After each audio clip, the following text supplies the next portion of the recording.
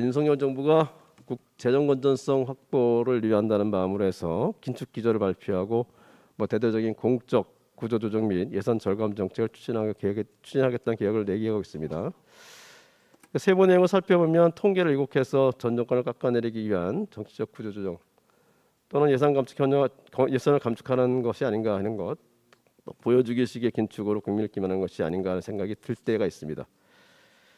우리 총리님, 네. 윤석열 대통령이 6월 21일 국무회의에서 공공기관 부채가 급증하고 있음에도 지난 5년간 공공기관 조직 및 인력은 크게 늘었다.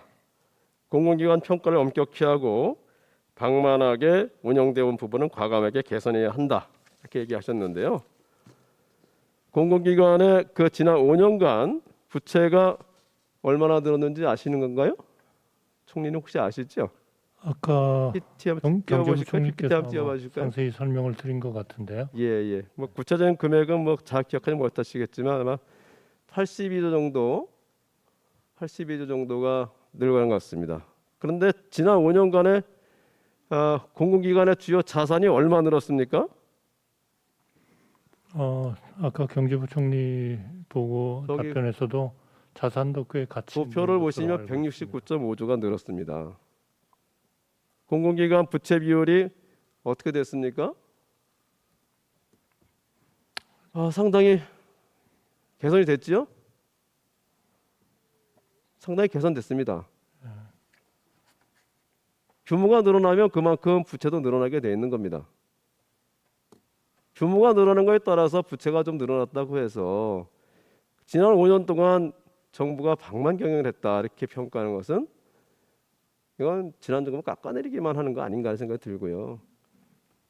이 주요 공공기관의 부채가 적절하게 늘어난 것인지 그런 점에 대한 정확한 평가가 있어야 되겠다는 생각을 합니다. 총리님 어떻게 생각하십니까? 지금 의원님께서 공공기관의 문제를 말씀을 하십니다만 지금 전체적으로 부채의 문제가 좀 뭔가 방향 전환을 해야 된다 하는 것은 지금 그 자산이 증가한 거에 비하면 훨씬 부채가 덜 증가했죠. 국가의 재정 건전성을 중심으로 제 말씀 들어보죠. 자산이 증가한 만큼보다는 훨씬 덜 증가하지 않았습니까? 국가로 봐서 그러면 자산에 관한 평가를 할 때는 좀 양호해진 거 아니냐 이런 말씀입니다. 지난 정부 동안 4월 동안 공공기관을 말씀하시는 게 아니고 주로 이 재정 건전성의 문제는 국가 플러스 그 말씀이 아니고 공공기관 부채가 급증했다고 하니까 제가 드리는 말씀 아니겠습니까?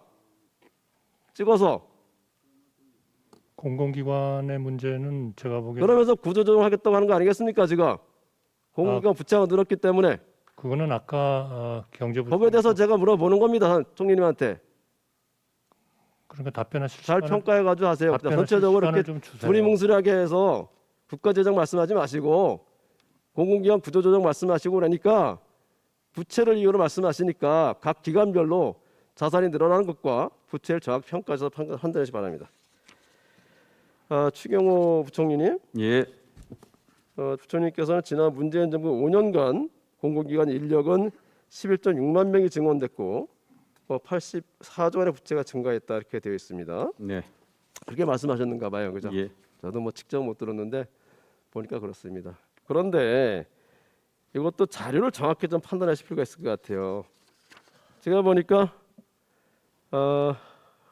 그동안 5년 동안 보니까 비정규직과 간접 고용 인력 7만 39명이 감소하고 정규직으로 전환이 돼서 공공기관 인력은 지난 5년간 순증은 3만 8천 명 정도입니다.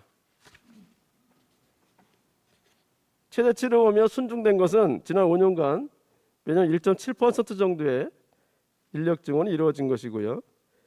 그것이 다른 부분에 비해서 특별히 많은 인력 증원이 있다고 보여지지는 않습니다. 부총리님, 예. 11만 명이 늘었다고 하신 거는 좀 잘못 말씀하신 거잖아요. 전체적으로 공공기관 인력이 11만 5천 명 늘어난 건 맞습니다. 그리고 말씀하신 대로 비정규직의 정규직 전환도 있지만은 어쨌거나 3만 8천 명 아닙니까? 전체적으로 늘어난 거는 통원으로 따지면 3만 8천 명 아닙니까? 같은 일을 하고 같은 자리에 있는데 그 위치가 바뀌었다 해가지고 인원이 늘어난 걸로 하면 됩니까? 공공기관의 인력이 비정규직이 정규직으로 어떻게 전환됐는지는 사실은 형태가 다양한 거는 그거는 그렇게 의원님께서 잘 말씀하시면 아시리라고 되는 것이고요. 생각합니다. 전체 늘어나게 되었다고 공공기관의 안 되는 거 인력은 아닙니까? 17년 5월에 33만 4천 명에서 22년 5월에 44만 9천 명, 11만 5천 명 늘었습니다. 정확히 말씀하시고 판단해 보세요. 나중에 같은 자리에 앉아서 같은 일을 하는 사람이 비정규직에서 정규직이 됐다고 해가지고 공공기관 인원이 늘었다고 하면 안 된다는 말씀을 제가 드리는 겁니다. 지금 교육재정의 경우에도요. 우리 부총리님, 예. 총리님한테 여쭤보겠습니다. 지금 지방교육재정 교부금 일부를 전환하려고 5.5%가량을 대학교 평생교육 등의 용도로 전환하려고 하고 있고 이 신설 규모가 13조 3천억 정도 되는 건가요?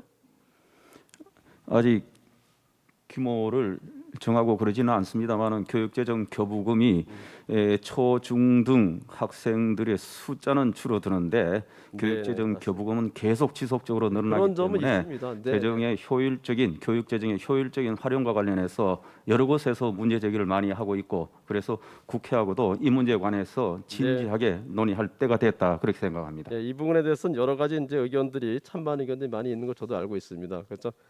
하지만 제가 여기서 드릴 말씀은 물론 그런 부분이 있다는 걸 저도 인정하고 여러 필요가 있다는 걸 알지만 이렇게 재정 부분을 왔다 갔다 빼서 하게 되면 소위 말해서 아랫돌 빼서 윗돌 개기하는 식으로 하게 되면 문제점이 있을 수도 있다니까 이 점에 대해서도 또 정책 집행을 결정할 때 좀 신중하게 생각할 필요가 있다고 생각이 되고 특히 재정 긴축을 빌미로 해서 교육을 희생양으로 삼아서는 안 된다. 그 점은 또 특히 어린아이들의 교육을 희생양으로 삼아서는 안 된다. 이 점을 재정 당국에서도 깊이 생각해 주시길 부탁을 드리겠습니다. 예, 저희 재정 당국에서도 교육만큼 중요한 영역이 없다 이렇게 생각을 합니다. 한정된 재원으로 대한민국의 교육 품질을 높이기 위해서 어떻게 운영해야 되느냐 이것이 늘 고민이고 그 대안과 관련해서 국회하고 진지하게 국가 미래를 위해서 논의했으면 좋겠습니다. 예, 저도 부총리께서 진심으로 그렇게 생각하시는 거 잘 알고 있고요. 앞으로 그 점에 대해서 여러 논의가 있기를 기대하겠습니다.